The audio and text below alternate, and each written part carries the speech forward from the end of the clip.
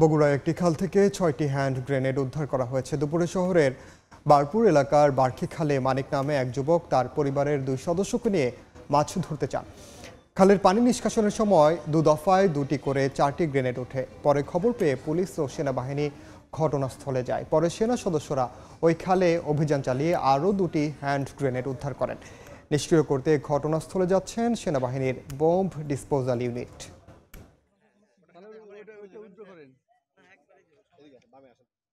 এই মুহূর্তে ঘটনাস্থলে আছেন সহকর্মী আব্দুল আওয়াল। সরাসরি যাচ্ছি তার কাছে।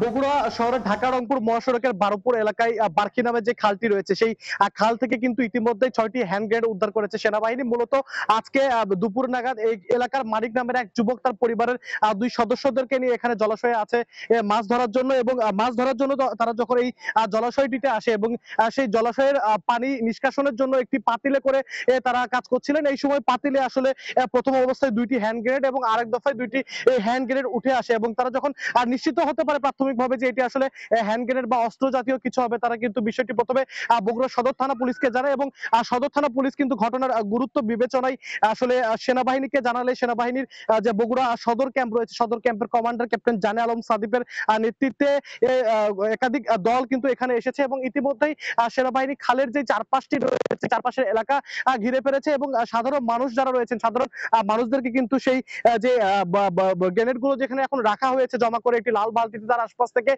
নিরাপদ দূরত্বে সরিয়ে দিয়েছেন। এবং সেনাবাহিনীর পক্ষ থেকে আমাদেরকে যেমনটি বলা হচ্ছে যে আসলে এই গ্রেনেড গুলো কোন সময় বা কি উদ্দেশ্যে কারা এখানে ব্যবহারের জন্য রেখেছেন, নাকি এগুলো নিষ্ক্রিয় অবস্থায় বা এমনও হতে পারে যে মুক্তিযুদ্ধের সময়ে আসলে এগুলো ব্যবহার করার সময় পরিত্যক্ত হয়ে এখানে ছিল কিনা, সবকিছুই তাদের পক্ষ থেকে নিশ্চিত করা হবে। তবে তাদের সেনাবাহিনীর যেই বম ডিসপোজাল ইউনিট আছে, সেই বম ডিসপোজাল ইউনিট কিন্তু আসলে বগুড়া সেনানিবাস থেকে এখানে আসবে, এবং তার পরপরই কিন্তু তাদের যেই অভিযানিক যেই কার্যক্রম সেটি কিন্তু তারা এখানে চালাবেন, এবং পরীক্ষা নিরীক্ষার পরে কিন্তু আসলে তারা এটি নিশ্চিত করতে পারবেন যে এটি আসলে কি অবস্থায় রয়েছে, এবং এরপরেই কিন্তু আসলে সেনাবাহিনীর পক্ষ থেকে আনুষ্ঠানিক সিদ্ধান্ত দেওয়া হবে।